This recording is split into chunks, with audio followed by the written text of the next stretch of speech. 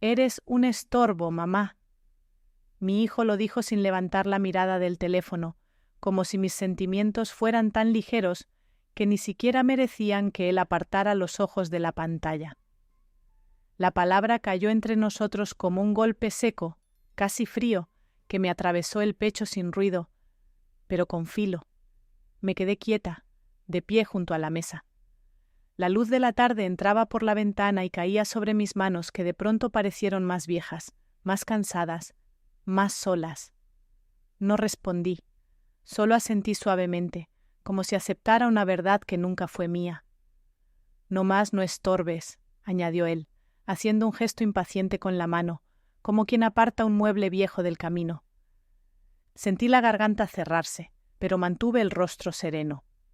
A mi edad, uno aprende que algunas palabras duelen más cuando vienen de quien uno más cuidó.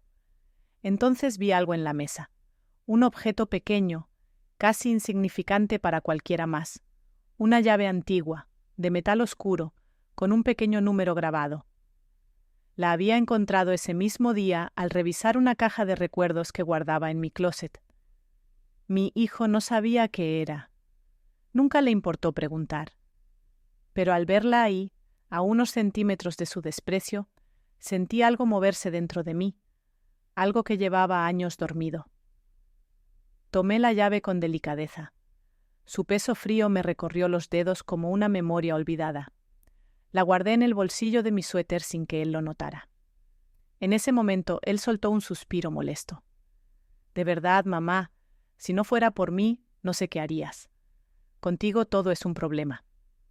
Clavó los ojos en mí un segundo, solo uno, pero suficiente para mostrar el desgaste de nuestra relación. No era coraje lo que veía en él, era fastidio, como si yo, su madre, me hubiera convertido en una carga.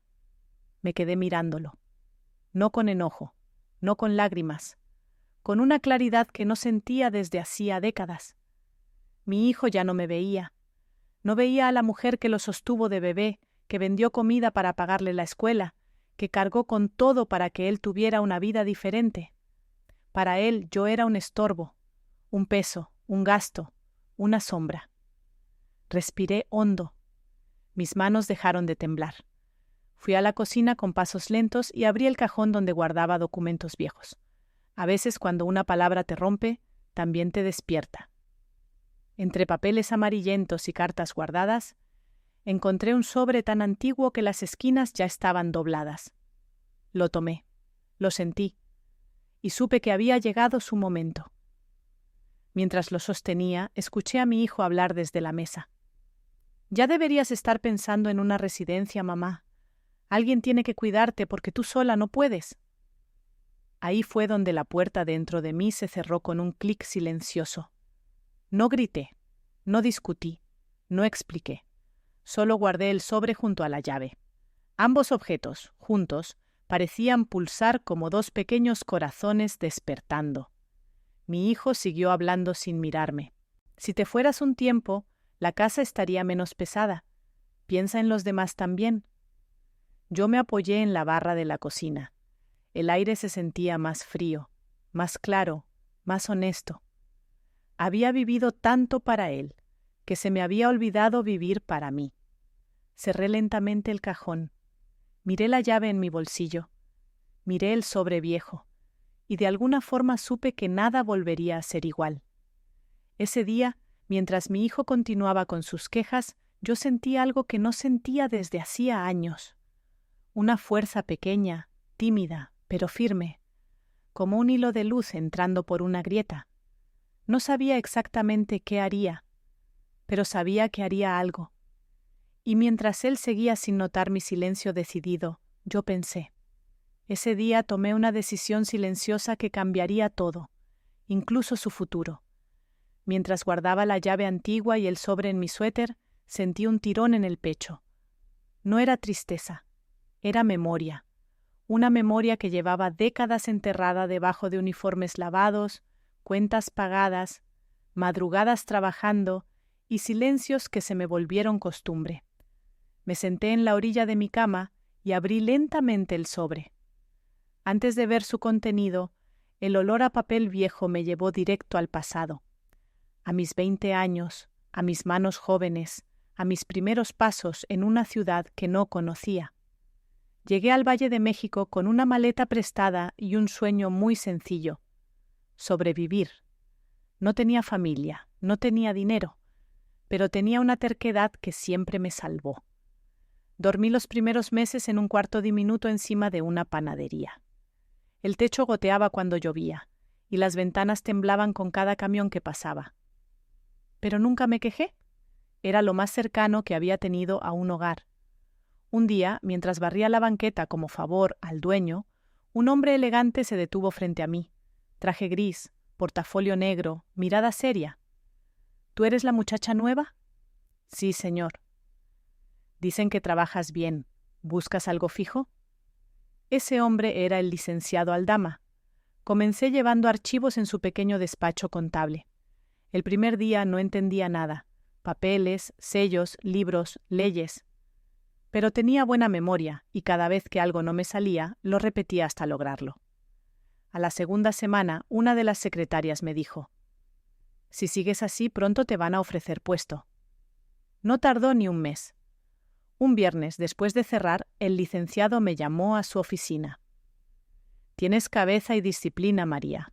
No tengo hijas, pero si tuviera una, me gustaría que trabajara como tú». A partir de ese día, me convirtió en su asistente directa. Mientras avanzaba en el despacho, mi vida personal se complicaba. Conocí al padre de mi hijo, joven, simpático, lleno de promesas vacías. Yo quería creer en él, hasta que desapareció cuando supo que estaba embarazada. No lo lloré. Ya había aprendido que hay lágrimas que solo estorban. Para entonces, el licenciado Aldama ya me tenía cariño. Cuando le conté, más por obligación que por confianza, él me miró con una seriedad suave. «No estás sola, María. Aquí siempre tendrás un lugar». Ese día me dio una llave. Una pequeña llave de metal oscuro con un número grabado, la misma que mi hijo vio en la mesa sin darle importancia. ¿Algún día sabrás para qué es? Seguí trabajando hasta el último día antes de que naciera mi hijo. Él llegó en una madrugada fría, llorando con fuerza, como si desde bebé ya supiera que tendría que abrirse paso entre tempestades. Los primeros años fueron duros. Yo llevaba al niño en una mochila mientras archivaba documentos, revisaba cuentas e iba a entregar papeles a clientes. Muchos se burlaban, otros se conmovían. Aldama me respetaba. Un día me dio otra sorpresa. «María, quiero que estudies administración contable. La fundación con la que trabajamos ofrece becas para mujeres trabajadoras. Te recomendaré». La palabra fundación brilló como una luz. Fundación La Perla. Aceptar esa beca me cambió la vida. Iba a clases nocturnas después del trabajo, con mi hijo dormido entre mis brazos. Había días en que no comía hasta llegar a casa. Había noches en que estudiaba mientras lavaba ropa. Pero valió la pena. Un día, la directora de la fundación me llamó. «María, tenemos un proyecto de impacto social que necesita a alguien confiable. Aldama habló maravillas de ti». Ese fue mi salto. No financiero, no de lujo, de respeto. Ayudé a organizar comunidades, a regularizar pequeños negocios, a orientar mujeres que estaban como yo había estado. Yo, una madre sola con un niño pequeño, me convertí en parte esencial de un proyecto que años después crecería más de lo que imaginé. Pero la vida tiene ironías crueles. Cuanto más crecía yo, menos hablaba de ello. Porque cuando mi hijo fue creciendo, no quería que sintiera peso ni obligación. Quería que tuviera una vida ligera. Quería que él brillara. Y sin darme cuenta, fui apagando partes de mí para que él brillara más. Yo le construí un mundo suave, y ese mundo suave lo volvió ciego. Ciego a mi valor, ciego a mi historia, ciego a quién era yo. Recuerdo un detalle doloroso. Cuando él tenía 15 años, encontró mi caja de diplomas y documentos. Levantó un papel y preguntó: «Mamá, ¿todo esto es tuyo?» «Sí, hijo». «¿Y para qué te sirve?» Me quedé muda. No supe qué responder. Su pregunta no era maliciosa. Era ignorante. Esa ignorancia, yo misma la había creado. Desde entonces guardé todo en lo alto del armario, lejos de su vista. La mayor revelación de aquella época vino cuando Aldama enfermó. Lo visité en el hospital. Estaba delgado, cansado, pero lúcido. María, me dijo, yo sé todo lo que sacrificaste. Guarda esta carta. Guárdala junto a la llave. Cuando el tiempo sea correcto, lo entenderás. Guardé la carta por décadas. Nunca la toqué. Hasta ayer. Hasta que mi hijo me llamó estorbo. Volví al presente con un dolor que ya no quemaba. Dolía como una cicatriz que empieza a cerrarse. Guardé la llave, la carta y me levanté de la cama. Mi hijo no sabía quién era yo antes de ser su madre. No tenía idea de lo que construí, del respeto que gané, de la gente que aún me recuerda. Y pensé, si mi hijo supiera quién era yo antes de ser su madre, nunca habría dicho que no soy nadie sin él. Cerré la caja de recuerdos. El metal de la llave tintineó suavemente, y en ese sonido sentí el llamado del pasado, listo para despertar. Y entonces supe que lo que venía sería mucho más grande de lo que él podía imaginar. Cuando regresé al presente, todavía tenía la carta y la llave dentro del bolsillo de mi suéter. Las sentía ahí, pesando más que de costumbre, como si el pasado estuviera tocando mi hombro y recordándome que yo no era tan frágil como mi hijo parecía creer. Él seguía en la sala, con el teléfono en la mano, moviendo la pierna con impaciencia. Ni siquiera notó cuando entré. Solo dijo, sin mirarme, «Mamá, ¿ya terminaste de hacer ruido? ¿Me estás estresando?» No respondí. Solté un suspiro muy lento, casi imperceptible. Era el tipo de suspiro que uno hace cuando deja de esperar algo de alguien. Fui a mi habitación otra vez y abrí la caja donde guardaba documentos, fotos y recuerdos que mi hijo jamás había visto. Saqué una carpeta azul con mi nombre escrito a mano, la misma que Aldama me había dado antes de que la fundación creciera. Al abrirla encontré certificados, informes, recomendaciones, mi vida entera antes de ser solo mamá. Los toqué con cuidado, no para presumirlos, sino para reconocerme. Escuché pasos en el pasillo. Mi hijo apareció en la puerta, apoyado en el marco.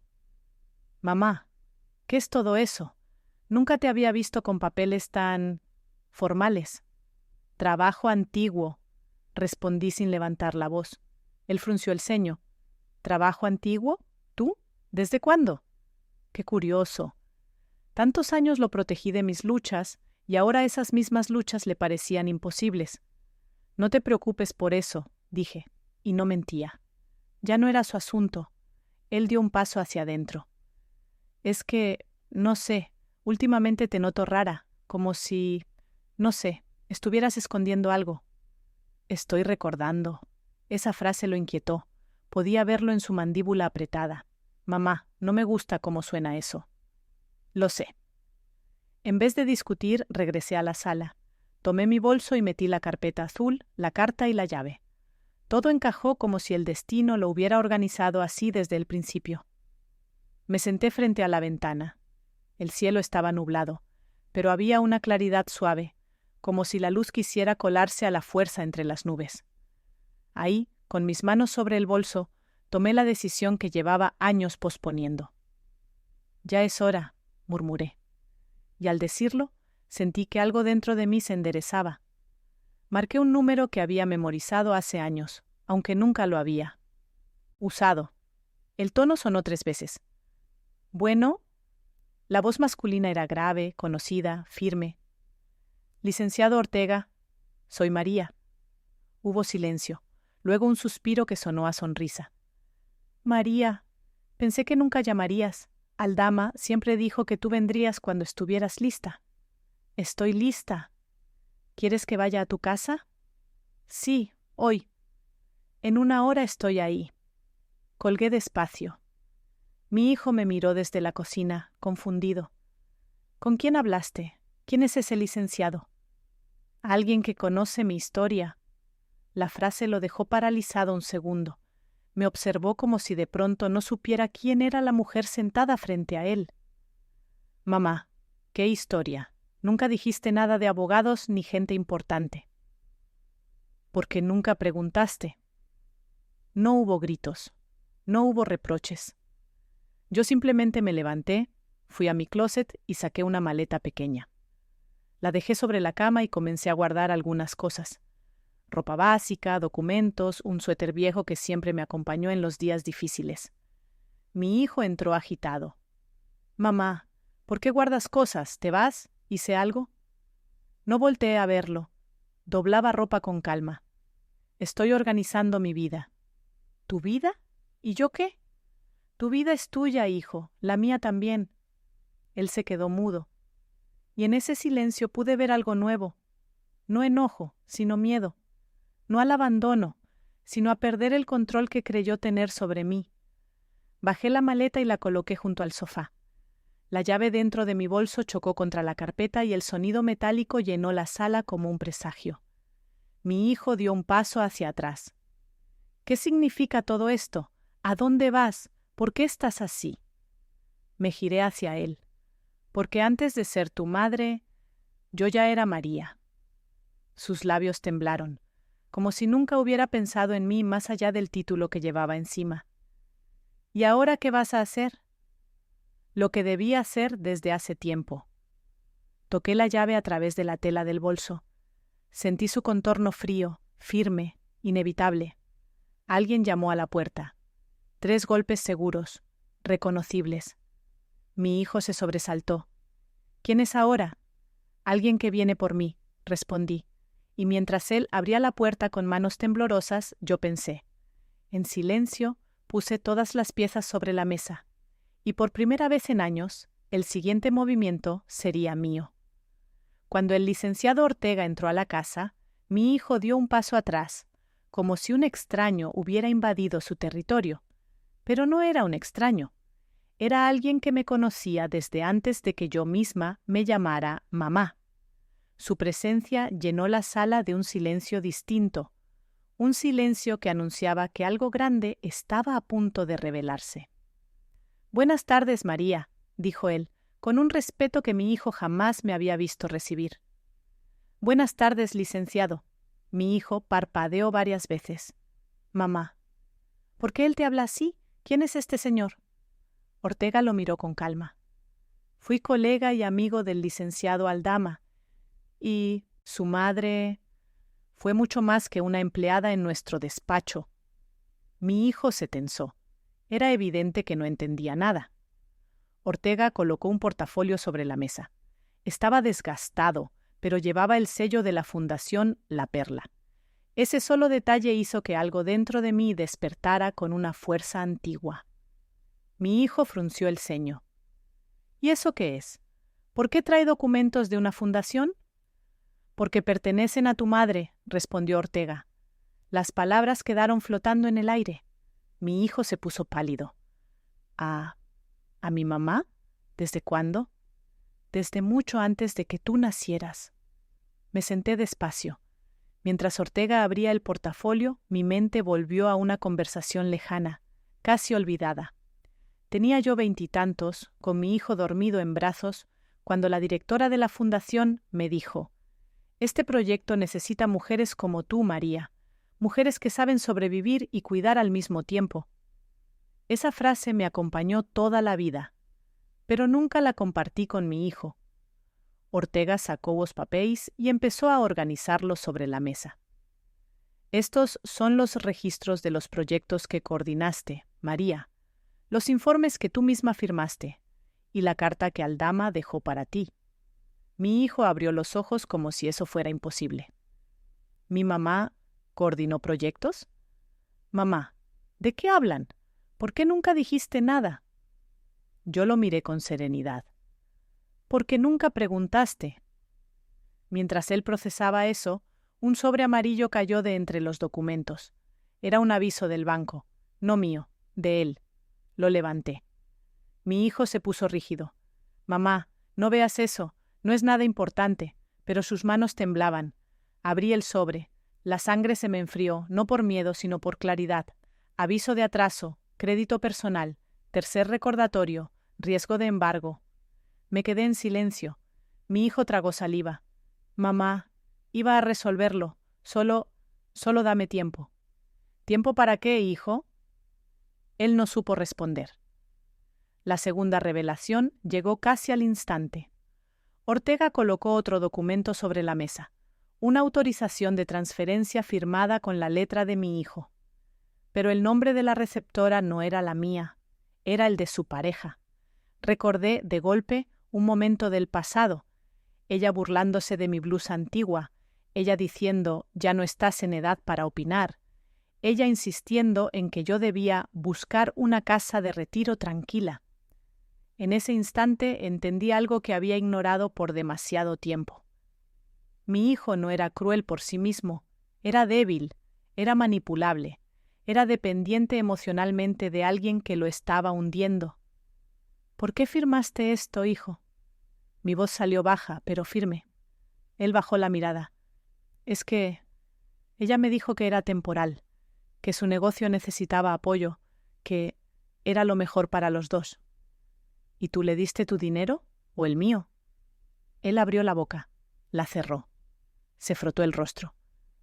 Yo pensé que iba a poder pagarlo. Pensé que tú entenderías. ¿Y por eso me llamaste estorbo? Pregunté. Sus ojos se llenaron de un miedo infantil. Yo estaba frustrado, tenía deudas, ella me presionaba, no sabía qué hacer. Y decidiste descargar todo en mí. No fue un reproche, fue un diagnóstico. Ortega intervino entonces como quien sabe cuándo dar el golpe exacto. Tu madre no solo tiene derecho a su independencia, muchacho, tiene un historial laboral impecable. Es beneficiaria de la fundación desde hace 30 años, y esa llave que ella guarda... Se detuvo un segundo, me miró, luego miró a mi hijo. Esa llave abre algo que cambiará la situación de tu familia. Mi hijo tragó saliva otra vez. ¿Qué abre? Tu madre lo mostrará cuando llegue el momento. En ese instante, algo dentro de mí se acomodó, una paz silenciosa, un entendimiento profundo. Toda mi vida pensé que si mostraba mi fuerza, mi hijo se sentiría pequeño. Hoy comprendí que esconder mi fuerza lo hizo débil. Mi hijo no estaba enojado conmigo, estaba perdido, y yo había permitido que me confundieran con un estorbo. Nunca más. Tomé la llave de mi bolso, la sostuve entre los dedos. Mi hijo la miró como si fuera dinamita. ¿Esa llave tiene que ver con todo esto, mamá? ¿Con Aldama? ¿Con la fundación? Sí. ¿Y qué vas a hacer? Lo miré con calma. Voy a abrir lo que siempre me perteneció. El silencio que cayó fue tan profundo que pude escuchar mi propio corazón recuperar su lugar. Y pensé. Ese día dejé de tener miedo de perderlos, porque entendí que hacía mucho tiempo ellos ya me habían perdido a mí.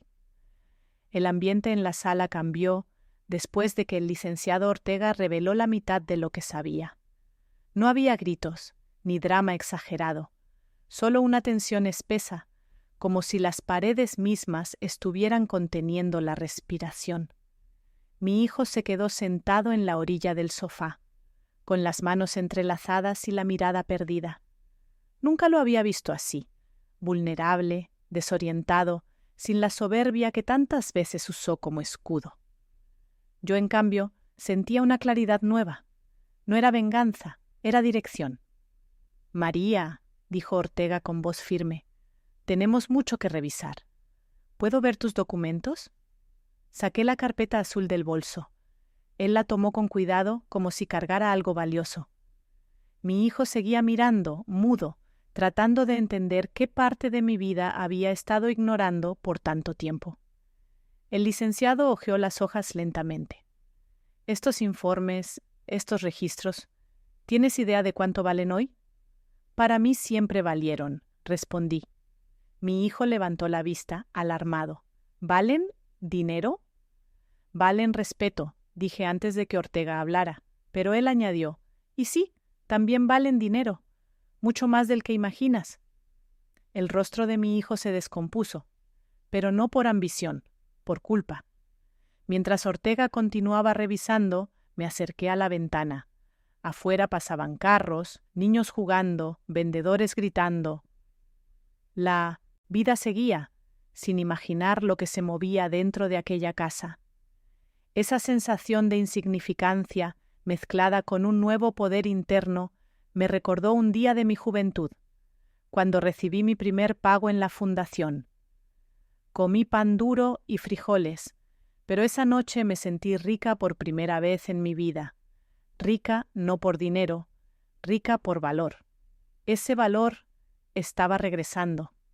María, dijo Ortega, necesitamos firmar unos papeles. Es tu derecho, es tu nombre y es tu historia. Hoy no quiero que firmes nada, mamá, interrumpió mi hijo de repente. Su voz temblaba. No hasta que entienda. Lo miré despacio. Hijo, hace años que no intentas entenderme. Él abrió la boca para hablar, pero nada salió.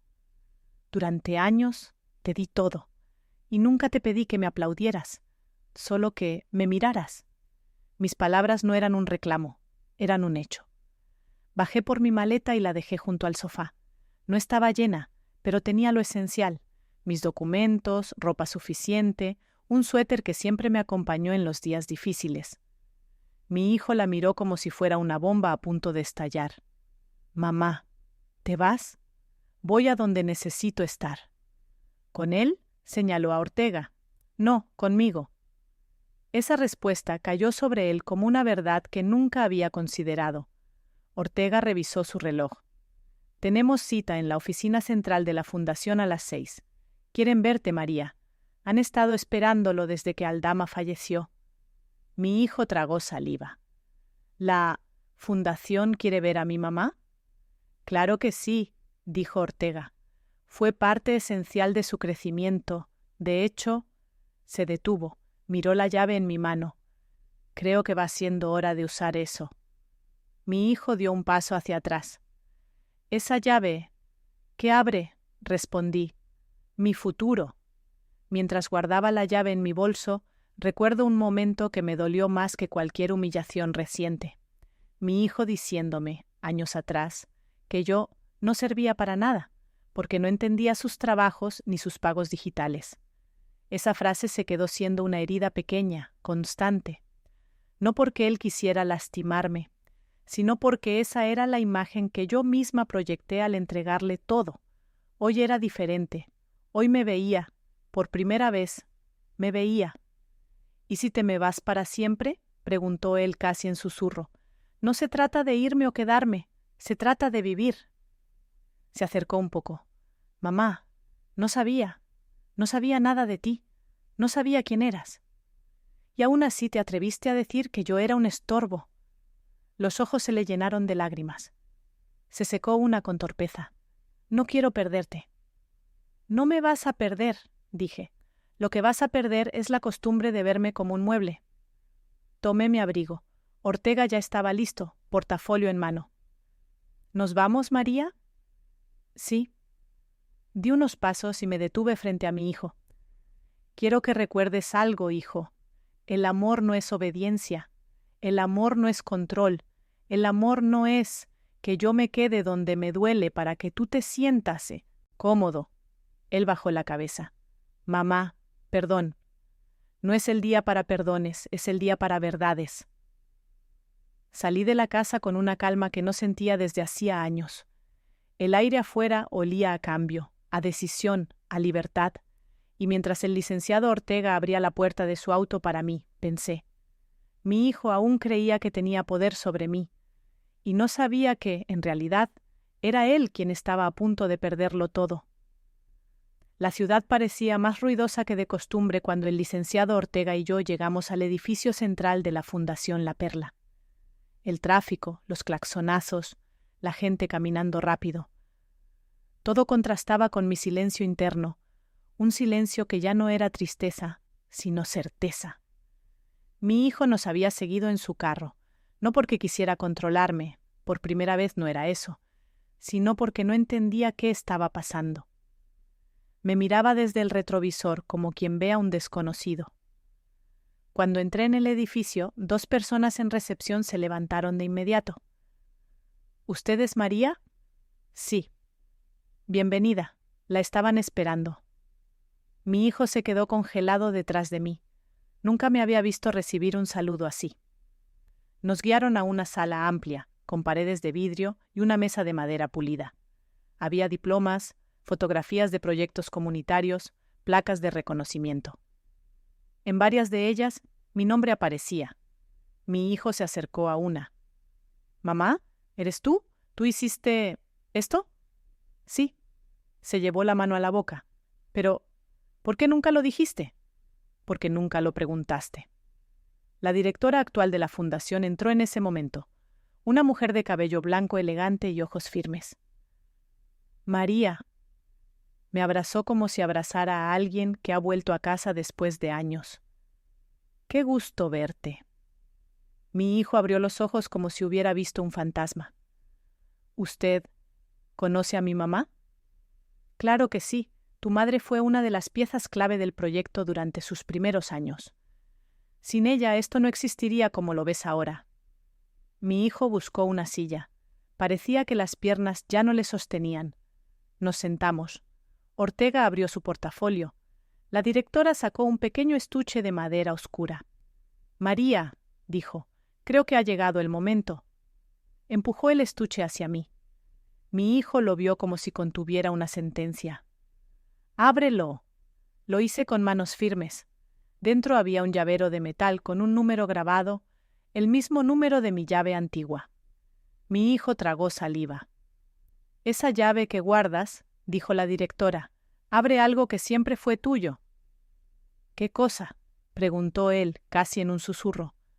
«La oficina que Aldama dejó a su nombre», respondió Ortega, «y el archivo histórico del proyecto que ella fundó con él». El rostro de mi hijo perdió el color. ¿Oficina? ¿Mi mamá? ¿Tiene una oficina aquí?» «Tenía», corrigió la directora, «pero nunca vino a reclamarla». «¿Por qué?», preguntó él desconcertado. «Porque estaba criando a un hijo, sola», respondí, y creí que eso era suficiente para mí.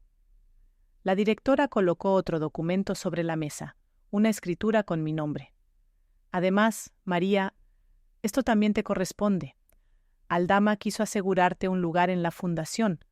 Tienes derecho a un porcentaje de los ingresos anuales». Mi hijo se llevó las manos a la cabeza. «¿Mi mamá tiene dinero aquí? ¿Mi mamá tiene porcentaje? ¿Mi mamá es importante?» Silencio. La directora respondió: «Tu madre no fue importante. Tu madre es importante, y lo ha sido desde antes de que tú nacieras». Mientras él absorbía cada palabra, un asistente entró a la sala. «Directora, la limusina ya está fuera. El representante quiere saludar a la señora María». Mi hijo giró la cabeza tan rápido que casi pierde el equilibrio. ¿Qué?» «Limusina», repetí suavemente. «Alguien que quiere hablar conmigo». El asistente añadió: «Él insistió en venir personalmente. Dice que sin la señora María su proyecto no existiría». Mi hijo me miraba como si estuviera viendo a una persona completamente nueva. Salimos al exterior. La limusina blanca esperaba frente al edificio, brillando bajo el sol. Un chofer abrió la puerta con una inclinación respetuosa. Mi hijo se quedó atrás, clavado en el suelo. De la limusina bajó un hombre de traje oscuro, cabello canoso y una presencia que imponía solo con respirar. Era el director internacional de la fundación. «María», dijo con una calidez inmensa, «he leído todos tus informes. La dedicación que dejaste aquí sigue marcando a generaciones». Tomó mis manos. «Gracias por volver». Mi hijo dejó escapar un sonido ahogado. «¿Mi mamá hizo todo eso?» «No», respondió el director. «Tu mamá hizo mucho más». Mi hijo dio un paso hacia mí. «Mamá, yo no sabía nada. Pensé que tú no, que yo era un estorbo», completé. Él cerró los ojos como si la vergüenza fuera demasiado grande para sostenerla. Mamá, perdóname. Cada cosa a su tiempo, hijo. El director me ofreció acompañarlo para revisar mi antiguo archivo y hablar de un puesto honorario. Ortega me miró con orgullo. La directora también. Mi hijo apenas podía respirar. Y mientras avanzábamos hacia la entrada, sentí nuevamente el peso de la llave en mi bolso. Esa llave que mi hijo trató como un pedazo de metal inútil. Era la prueba física de que yo jamás fui lo que él dijo. Y pensé, ese día mi hijo entendió que la frase «no eres nadie sin mí» siempre había estado al revés. A la mañana siguiente de la visita a la fundación, la casa amaneció más silenciosa que nunca. Mi hijo no había dormido bien. Lo escuché caminar de un lado a otro en la madrugada, como si buscara una respuesta que no encontraba. No podía huir de la verdad porque la verdad ahora vivía en cada rincón de la casa, en la llave, en los documentos, en mi historia. Yo preparé mi bolso sin prisa. No era una salida definitiva, era libertad. Cuando bajé a la sala, él estaba sentado en la mesa con los ojos rojos. Mamá, ¿podemos hablar? Sí. Se frotó la cara. Quiero entender, de verdad, no quiero perderte. Antes de que pudiera continuar, la puerta se abrió de golpe. Era su pareja. Ella entró sin saludar, como siempre, con un tono que mezclaba superioridad y prisa. ¿Qué es todo este drama ahora? ¿Por qué me dejaste 20 mensajes? No puedo estar resolviendo tus crisis todos los días. Mi hijo apretó los labios. Yo me quedé en silencio, observando. Ella giró hacia mí. Ah, claro. Aquí está la causa. La frase no me dolió. Ya no tenía ese poder. ¿Qué estás haciendo aquí?, preguntó él inquieto. Vine porque dijiste que tu mamá estaba exagerando otra vez. ¿Ahora qué inventó? Yo la miré directo a los ojos, con calma. ¿Inventar? No necesito inventar nada. Ella bufó. Mire, señora, con todo respeto, usted ya está grande. Él y yo tenemos nuestras propias cosas. Si necesita atención, puede buscar un lugar donde, bueno, la cuiden. Mi hijo cerró los ojos, como si cada palabra fuera un golpe. Él ya no estaba del lado de ella. Estaba en el limbo, atrapado entre la vergüenza y la necesidad de madurar. Ella siguió ignorando su incomodidad. Y si no puede mantenerse sola, pues que venda la casa. Podemos usar ese dinero para pagar nuestras deudas. Es lo justo. Silencio absoluto. El tipo de silencio que quiebra algo para siempre. Yo apoyé mis manos en la mesa. ¿Deudas?, pregunté. Ella se tensó. Mi hijo palideció. Eso no importa ahora, dijo ella rápido. ¿No importa?, repetí con serenidad, porque lo que encontré ayer dice lo contrario. Saqué del bolso el aviso del banco con la deuda de mi hijo. Ella lo reconoció de inmediato. Los ojos le temblaron. Eso fue temporal, dijo. Él quiso ayudarme. Él firmó, pero tú lo pediste. Ella se cruzó de brazos. ¿Y qué? ¿Acaso no es normal en una pareja?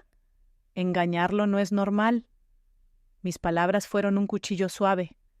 Ella se tambaleó un poco, como si hubiera perdido el equilibrio. Mi hijo habló entonces con la voz quebrada. ¿Por qué me dijiste que era un préstamo pequeño? ¿Por qué me dijiste que mi mamá nunca se enteraría? ¿Por qué me presionaste para firmar? Ella lo miró con desprecio. Porque tú nunca decides nada. Siempre estás esperando que tu mamá lo haga por ti. Yo solo te empujé. Esa frase hizo que algo dentro de él se rompiera. Por fin lo vi. Un hombre que entendía lo que había permitido. Además, continuó ella, ¿para qué quiere tanto espacio esta señora? Podría estar en una residencia cómoda y sin molestar. Es lo mejor para todos. Ahí fue cuando mi hijo reaccionó. Se levantó con brusquedad. ¡Basta! Su voz temblaba, no de enojo, sino de despertar. No hables así de mi mamá. No es ella la que estorba aquí. Ella retrocedió sorprendida. ¿Estás defendiéndola? Estoy viendo la verdad. Yo abrí la carpeta azul y puse sobre la mesa 3 documentos. Si van a hablar de mi futuro, dije, háganlo con la información completa. Ella los tomó con manos temblorosas. Reconocimientos de la fundación, el documento de porcentajes, la carta final de Aldama.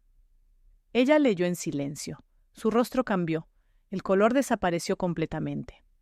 Esto no puede ser real. Lo es, dijo Ortega desde la puerta. Había llegado justo para la conversación final. Yo mismo lo certifico.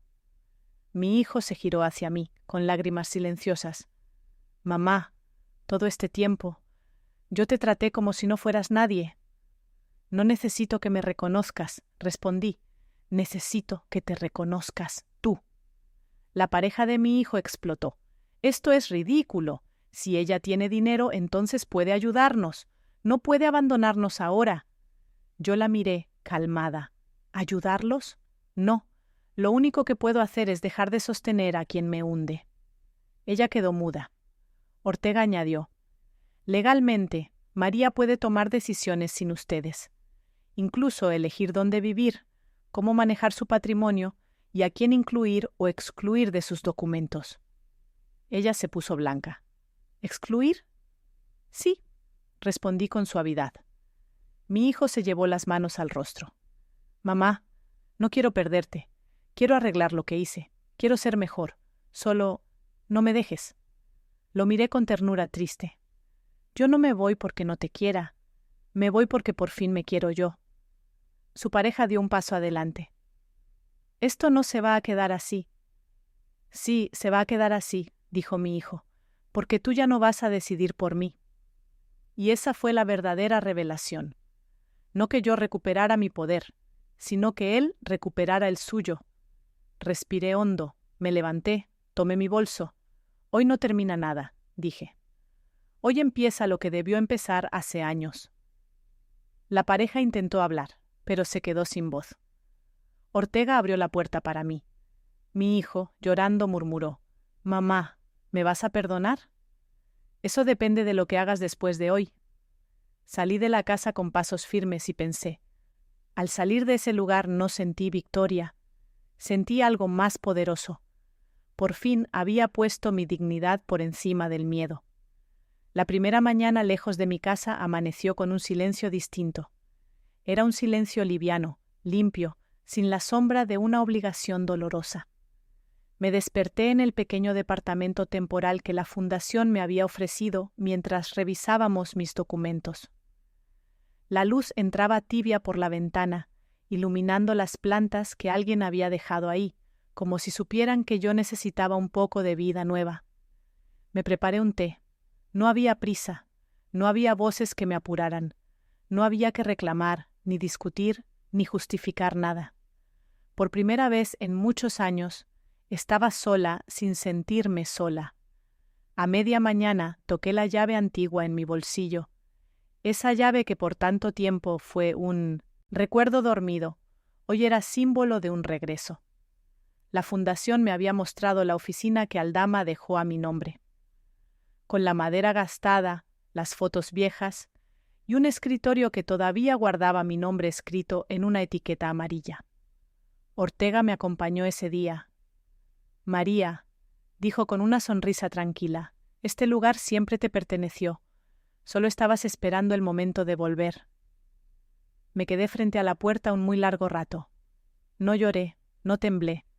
Solo respiré profundamente, como quien acepta por fin que la vida le debe un capítulo. Estoy lista, respondí.